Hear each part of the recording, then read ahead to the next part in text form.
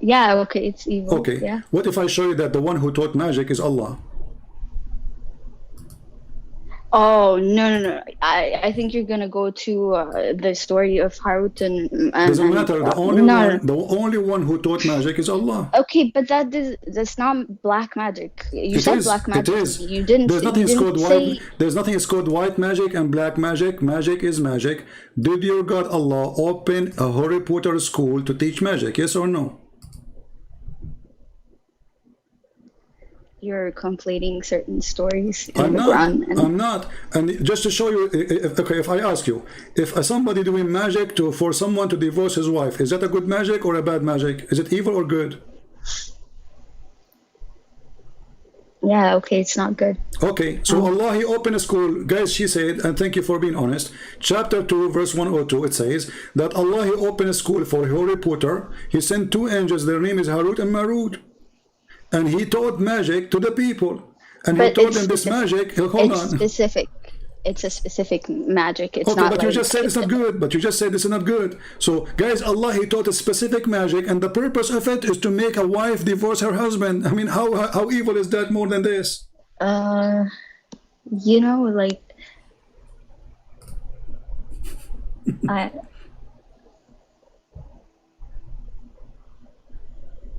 I think maybe there's a reason for this that's There is a not reason. So mentioned. now if I There's not, don't know if you are maybe married it's or not not, mentioned. my friend, with my respect to your family, if you are married, imagine somebody now, he used the magic which he learned from the school of Allah, and the purpose is to make a Darax divorce her husband. I mean, what kind of God he opened such a school? Maybe it's for a good reason, you know? Like Give me he the good didn't reason. never know. Is it divorcing you from your husband is a good reason so your children will be homeless? Is that a good reason? I ask you, is divorcing people, causing people to divorce, is that a good thing? You said this is not bad. You said bad yourself a second ago. So it's bad. There's no question about it. Destroying family is bad. So what kind of God? He sent two angels to open a school of Harry Potter. They come with their broom Wait, and they let are me teaching read you this now how to do shalalu, shakaku, halalaloo, laloo. Now Darax, she hate her husband. No. Secondly, you see, the verse in the Quran saying, Suleiman is not the one who disbelieved. Okay, why? Because Suleiman is practicing black magic. Okay, what kind of a prophet he practiced black magic? Black magic? Well, yeah, Suleiman, Allah, He gave him, Suleiman, he have a ring. He controlled his kingdom with it. And this ring, if he take it off... Yes. Okay, you believe in this story, right? He have a ring, okay? I mean, it's not in the Quran, though. I think no, but the story like, is coming from here. The story is coming from here, you know? The story. Okay. So the story is saying that Allah, He made this man, Suleiman, have a ring, and this ring is a magical ring, correct? You know, we're going all sorts of places. I just want we to are still in one place. Trust me, we are still in one place. Because if black magic is evil and Muhammad was controlled by black magic for a day or 10 or 40 or for 10 years, it doesn't matter. And then we find that the black magic is coming, and then the evil magic is coming from Allah. There's no knowledge. All the knowledge in the world is coming from Allah. Do you agree or not? Yes. Okay. Look, what I want to say, can you let me speak 1 second? Okay. So that no, I'm just trying to put things together. Black magic is coming from the knowledge of Allah. Allah opened a school. People join the school. He made them sign disclaimer that this is to do this. They agree with the disclaimer, and then they go start practicing black magic. How foolish that is to be. Go ahead. Okay, what I want to say is that it's possible for God's favor to leave good people. But it's not a sign that they are bad people. It's not a sign that they're not prophets of God. This is apparent even in the Bible. So your argument about his bewitchment is not. It's not sensible. It's not fair. You have stories in your Bible where your God leaves your prophet, even if he's a good person. So for you to bring up stories about the Prophet, and then making fun, even But though the same none of exact those prophets, you see, you are mixing things up. You are mixing things up. Okay, hold on. You are mixing things up. Those prophets, none of them, he got to what your prophet he have. Your prophet obviously is mentally ill. Let me ask you, if somebody tried to kill himself, is he crazy? Yes. Is he bewitched? Is he stupid? Is he what? Why somebody would try to kill himself? I don't. God knows. What do you mean? Like, it's not a good thing. If somebody, okay, if somebody he decided to kill himself, is that an act from God or from Satan? The idea. Who put the idea? It means they're struggling. It means they're struggling. But who put the idea in your head? It means they're struggling. Okay, but who you think is the one behind the idea to kill yourself? Oh man, is it God? I've been seeing your lives. Like, I've been watching some of your videos for a while, so I know which hadith you're gonna bring up. Okay. But the fact is that incident was because he felt like maybe the revelation from Allah wasn't coming to him, and he felt abandoned by God maybe, but then Jibril came to him, right, and he comforted him. So that's the beauty of it, right? Like, even when you are at your lowest, even when you're this is not what happened. Feeling like you've been abandoned. This is not what happened. You get delivered by God, and just to show you that the story about Muhammad being bewitched is actually explanation of Muhammad being mentally ill. So Muslims and the Arab at that time, anything they cannot explain, they say he was bewitched. So if you read the story with me, you will see that the angels keep coming to him each time he climbed the mountain to throw himself, correct? Okay. Yes. And then what is the angel says to him? He comforted him, right? No, how he comforted him? What he said to him? There's a sentence. Yeah, I have to look it up. Okay, it says, you are indeed Allah messenger, correct? You are indeed Allah messenger in truth. Whereupon his heart would become quiet and he would calm down and return home. Yes, see, that's the beauty. Why don't you see the beauty in this? But Muhammad, he came the second day to do the same thing. At your lowest. Listen. He came to him, he sent his angel to him, he made him. All right, guys. Okay, he sent the angel to him, he told him, you are indeed Allah messenger. Did Muhammad believe in that? Huh? Sorry? Did Muhammad believe in what the angel said? Yes, of course. So why he comes second? Why he comes second day to kill himself again, and the third day, and the fourth day, and the fifth day? Is that a joke? If Muhammad is not mentally ill, an angel of God, hold on, an angel of God, he came to me. He said to me, I'm already a prophet. I met this angel many times. He spoke to me many times. He saw him with 600 wings. Okay, no problem, wonderful. So why in the world he will go to the top of the mountain? Then the angel appeared to him, and then he said to him, Muhammad, don't do it. For sure you are a messenger of Allah. Muhammad, he liked it. He go back home. Second day, he woke up in the morning. He put his shoes. He put iPhone 13 in his hand. He climbed the mountain because he needed the direction GPS. So he go to the mountain, top of the mountain, to throw himself again. Obviously, he's mentally ill. No, sir. Okay, you convince your son. You are not God. You are human. You are not God, and you convince yourself now that I am a prophet of God. So what was the problem? Muhammad himself, he don't trust he is a prophet of God. That's why he want to kill himself. Because what the angel said to him, what the story is saying. We all have doubts. Don't you have doubts? Okay, thank you very much, guys. Thank you, guys. Thank you, lady. Guys, Muhammad, he have a doubt that he is a prophet. No. You just said that. No. So Muhammad, it's obvious. It's in front of you. Listen. You can deny it. You just said it, and the story in front of you. Muhammad, he have a doubt that he is a prophet of Allah. And then the angel, his duty is what? To come to him, says, listen, listen, you are a prophet of Allah for sure. Come on, don't kill yourself. Come on, Abdul. And Muhammad, okay, I'm a prophet of Allah, I will go home. Then Muhammad, he go to sleep. He take a shower, you know, with dead dogs and women blood from period. And then he wake up in the morning. He take his iPhone. He go to Home Depot and he climb the mountain. And he decide to kill himself. And now you explain to me that everyone have a dove. This is not a dove. This is mentally ill. Because yesterday the angel just came to him, says to him, you are a prophet of Allah. Stop it. That's mean Allah is communicating with him. He have no reason to go and do that. Allah, he did not leave you alone. Allah, he sent you an angel. And the angel, he comfort you, as you said. So the confrontation of the angel is not working. Secondly, if Allah is all-knowing of the future, it did work. It did work.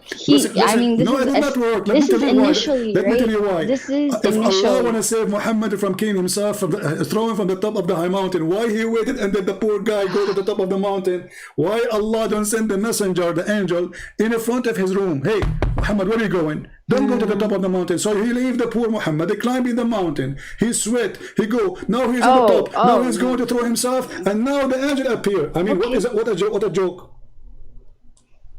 No, God comes to our deliverance whenever he feels like okay, so Allah, he come to your deliverance only when you are okay. So how come, you see, no problem. I have no problem with God come when he want, do what he want, no problem. Yes, I'm a question, you're a prophet. You're a prophet already converted by the angel. To him, you are a messenger of Allah. Already he received tons of chapters from the Quran. So why he's trying to kill himself? Because he's mentally ill. No, it's because let us give you more proof. Let us give you more proof. Have you ever heard of somebody? Sorry, I just called you because. No, you called me because now you're in trouble, my friend. You're in trouble. Have you ever heard of somebody? He is smart and he is not mentally ill. He take a shower with dead dogs and women blood from period and stinky garbage. Oh no. What no? I'm not going to talk about that. Why don't want to talk about that? I don't want to talk about because that. Shameful. Obviously, Muhammad is mentally ill. Because a person he have no mental issue, he will not go and jump in such a place. This is why you don't want to talk about it.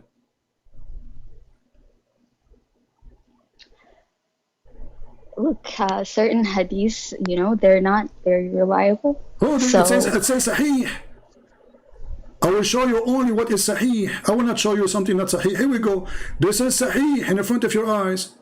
This is Sahih in the front of your eyes. This is Sahih in the front of your eyes. I'm not going to show you anything is not Sahih. So when you say a certain hadith, you see how you deny it yourself right away because it is embarrassment. So what you do, in order to get away from the madness of your prophet, you suddenly jump to a conclusion saying, oh, I'm not going to accept this. Even in my book, it says Sahih. Okay. Well, look, for that, the circumstances are not clear to me. Maybe there was a reason why. Why? Okay, maybe there was a reason. Maybe there was a reason why he felt like. My friend, you see, if there is a reason, people, they will ask him for the reason. He will give them the reason, and he did. They ask him why you are doing this. He gave the reason. You see, I'm not, I don't want to insult you. I don't want to put you down. But I'm trying to speak to you in any language you like. They ask him why you are doing this. They ask him and he gave the answer. He says, so what? Water is always pure, but who believe in such a garbage? Water is all pure. This is a small body of water. It's not running water. It is a dry. I think, okay, could you agree with me that maybe this isn't like quite literal the way we understand it? Maybe this is a sort of my friend, what representation. Listen. A representation of the fact that, you know, water is purifying. You know, like no. Water this water is not going to purify you. This water will make you more dirty, because you see, you're a prophet. He said in a different hadith. No, but spiritually, if a dog, what spiritually? Muslims don't have anything spiritual in the whole Quran. You can search, you will see no spiritual things. Okay, that's a lie. What are you saying? I will challenge you. I will take your challenge to show me the spirituality in Islam. You will see none. All your Islamic practice is ritual, no spiritual. From kissing the black stone, from going around the Kaaba to doing Hajj. We talk. Dua is not. Dua too is not a spiritual. It is a ritual. How? Because you have to say it in certain way. You have to say it in certain way. You have to say it in certain time. You have to say it and repeat it in certain way. This is not. Dua is something you say from your heart. not somebody telling you what to say. We don't have now to. Listen, we will go there. Yes, we will go there. Okay, like, you know, may Allah kill the Christian. This is spiritual, right? Oh, Allah, don't make us the same as the Christian and the Jews, the lost Christians and the cursed Jews. This is what the Quran is saying. So this is a ritual. This is not ritual. This is evil. Focus with me. So now you're a prophet jumping in the dump water. There's dead dogs and women blood from period, and you come to me and you say this is spiritual. Explain. I'm telling you that maybe we don't have to take it very, like, this story might be. There's dead dog. No, okay. Don't tell me the word maybe. Please, you know, I want to listen to you. I want to listen to you. But I don't want to talk to someone have a brain of a kid. I respect you, you're an adult, and speak to me as an adult. Don't tell me maybe. Is it maybe, or is it a maybe a dog, or it's a real dog? It's maybe women blood from period, or it is a real blood. Okay, does Jesus in the Bible talk about parables? Like, you know, he gives examples. This is not a parable. Like, this guy is jumping. He talks don't jump, please. Does it say this is a parable, or it say this is a true story? They found him taking a shower with dead dogs. If it says a parable, I will accept. I'm not making things up. There's a story in front of us. They said to him, are you doing this? Read me carefully. Abu Dawood, I heard Qutayba and Sa'id saying, I asked the person in charge of the well. Actually, let's go to the part. Hold on, I jump here.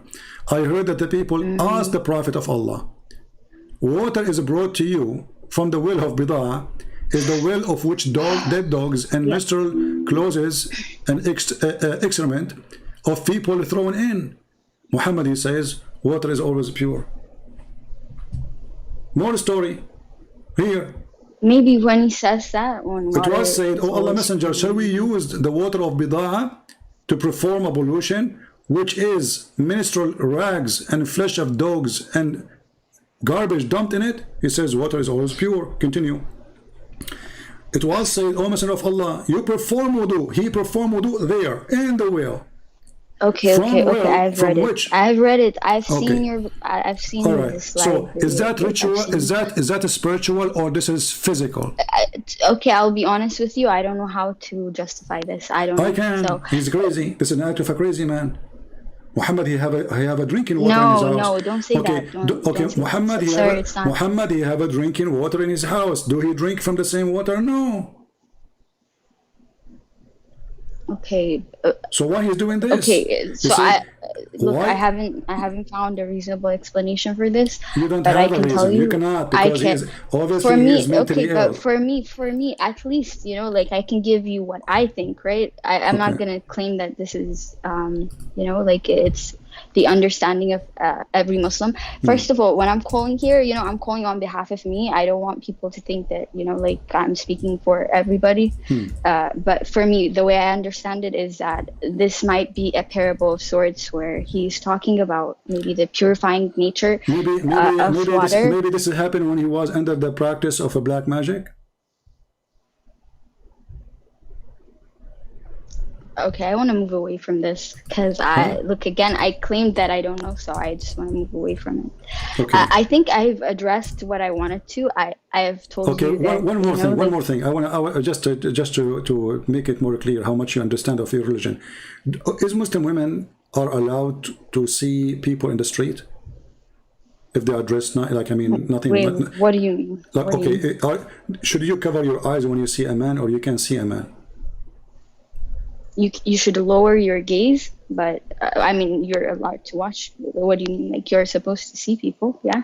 Okay, I'm asking you. You lower your gaze. You're not supposed to look lustfully at other people, but you can watch people like a normal person. So. All right. So you cannot do that. If you do that, what is that? What does that mean? If you do such a thing, you look closely on those people. If a man, he see a woman and he look at her in a very bad way, and she is not his, is he a bad person?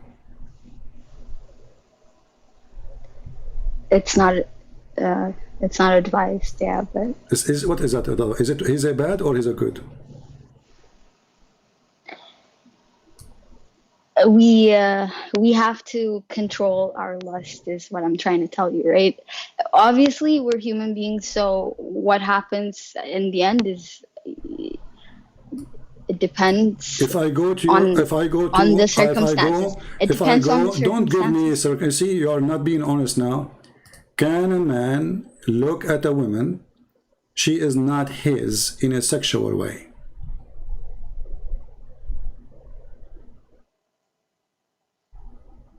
Wait, sorry. Could you repeat that question? Can a man look at a woman in a sexual way? Just looking, he's not doing anything. And he, you know, he like what he sees. We should lower our gaze and we shouldn't look lustfully at others. So a man, he should not look at a woman. If I'm sitting in front of my home and a woman walk by, yes, I should not look at her in any way, have lust on it, correct?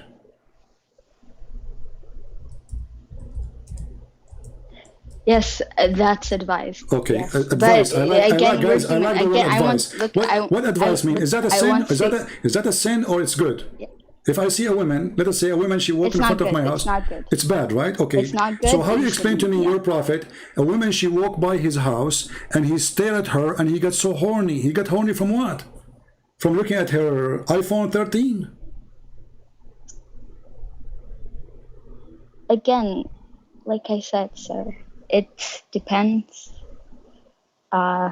Again, you can, you know, human beings are fallible, right? Okay, but you're a prophet teaching you, but your prophet is not teaching you what you say, that you have to lower your gas.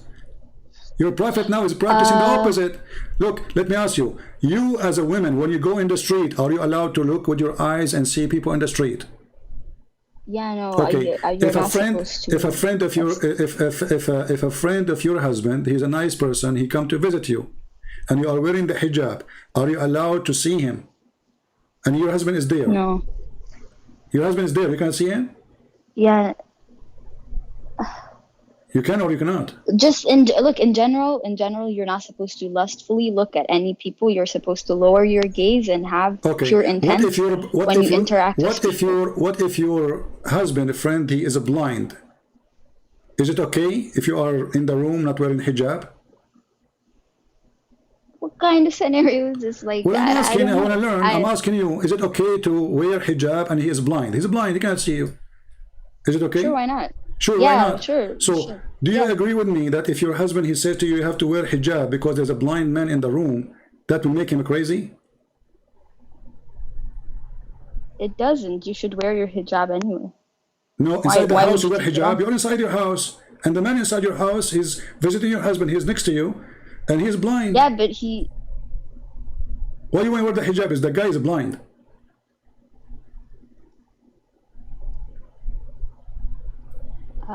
Well, because he's not mahram, right? So he at the end of the day should wear hijab. He cannot see you. The hijab, the purpose of the hijab, to prevent him from seeing things he should not see, correct?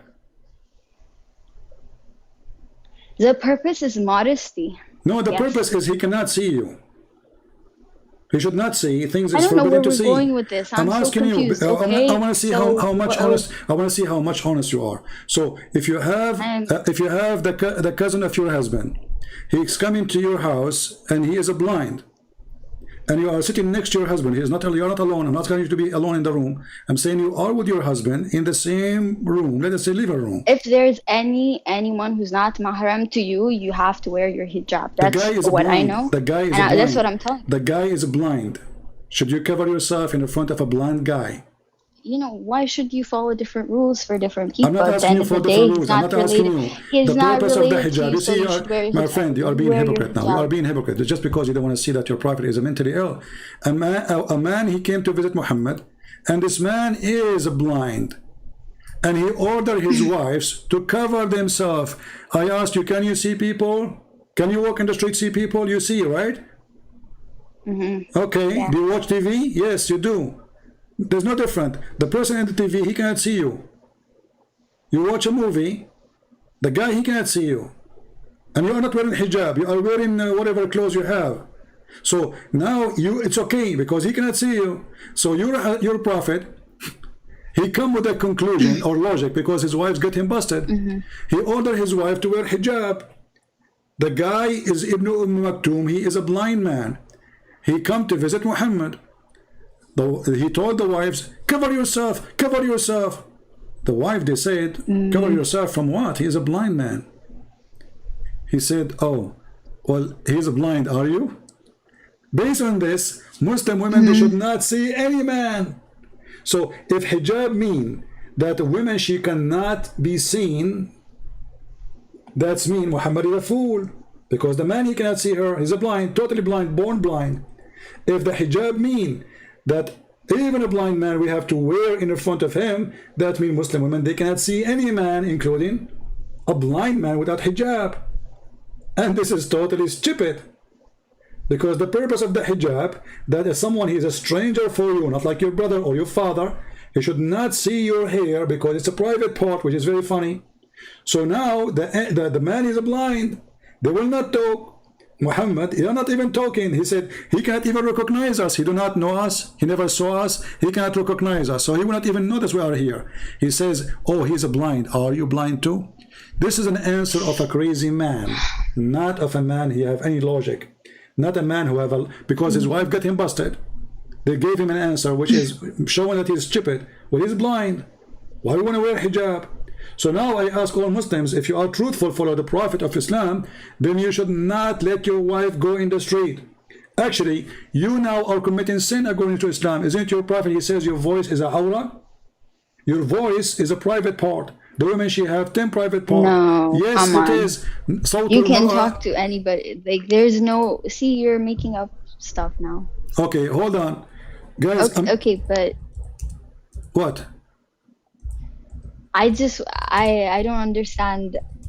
First of all, I don't agree with what you just said, all of it. You know, do you want me to show you? Do you want me to show you a video of a sheikh in English? Huh? Look, CP, I came to answer your You could not answer anything. Thank you very much for calling. Anyway, but I can show you the fatwas, you know, which is proving that you are. And not only that, you know, if you want to speak to a Muslim woman, you have to talk to her from behind the hijab. And look what you said. You said it's wrong for a man to look at a woman, she is not his. Your Prophet, when he went to Safiya, sorry, to Zainab, he went to the house of Zainab when Zayd was not there. And he said to her, Subhanu mu'allif al-qulub, praise be to Allah, the one who made my heart flip for you. So your Prophet, your God Muhammad, he go to the house of his own son, wife, and he flirt with the wife when the husband is not there. And who is the one reporting those stories for us? You Muslims. Is that correct? Sorry, I'm making things up. No, I've read that. I've seen it on your live. No, don't tell me I see it in my life. Is it in your book? I struggle.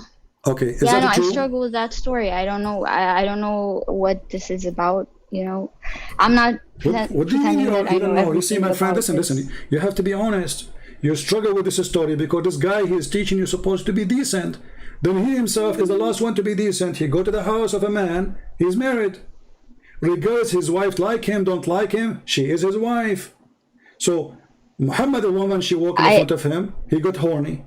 A woman in her house, she is not doing anything wrong. She is in her house.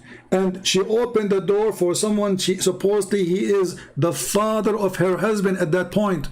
So again, she did nothing wrong. And look what your Prophet do.